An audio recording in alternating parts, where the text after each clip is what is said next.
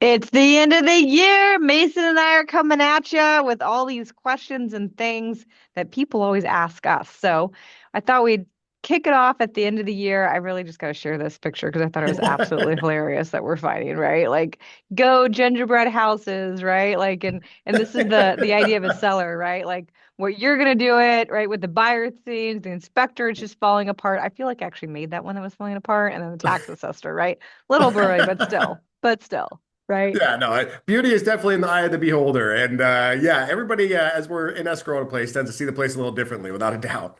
Most definitely. So, as we're wrapping up the year, I thought it'd be good for people to get like two tips, like as a buyer and a seller, what you need to be doing now, December 2025, so that 2026 is totally successful. So, Mason, what are two things, maybe one for each side. What would you give folks right now that are thinking next year they might want to sell or next year they want to buy?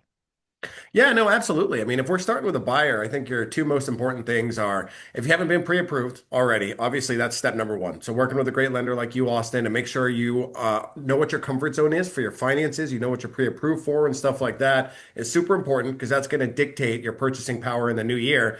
And beyond that, it's doing some goal setting, dialing in on what you want to do in 2026. It may be buying your first home, it may be downsizing, upgrading, it may be buying an investment property, but if you know what your comfort zone is financially and you have a good game plan set up for 2026, you're working with a good lender and working with a good agent, then it's just a matter of time until you make your goals happen. So that's a great way for buyers to start out 2026. How about you, Austin? What do you think for buyers getting ready for the 2026 season?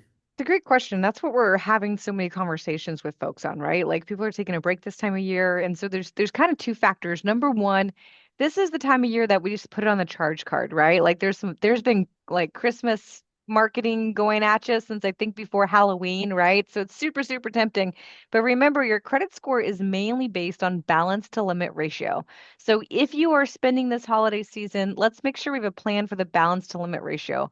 Maybe your limit's $10,000 and you spent the full 10,000. Woo, words, right? So you'd want to either figure out how to pay that down to at least halfway, 5,000 of the 10, or increase the limit according. I would say that's really number one. And number two is make the list and pare it down to two must-haves because especially as a first-time home buyer, once you get into the property, you're going to have different ideas. Like you may think, oh, I want to do this big, crazy big garden. And you'll be like, oh, actually, the lights here are a little bit different. Maybe I want to grow a salsa garden instead. So those are my really two tips. Mason, what about on the listing side? Like, a lot of people are like probably talking to you right now, like, oh, let's get it ready for January. What are some tips that you're giving them that they absolutely should think about? Yeah, so same thing. The holidays are such a busy, hectic time, but it is a great excuse when you're putting all those Christmas decorations away and stuff like that to really start sprucing your home up for sale. So, if you have plans to sell in 2026, maybe doing a consultation with us in the beginning after you're done putting the Christmas decorations away in the beginning of the year. To see like what should we do to get our home ready for sale, what would go the furthest here, should we replace the countertops, paint, do flooring and all that kind of stuff. So really getting that idea in your mind is a great idea, and then deciding what you're going to do with your sale. What is the point of your sale? Are you again selling to upgrade, to downsize? Do you need to purchase another property, and if so, you need to dial in on those replacement properties, replacement qualities that you're focused on.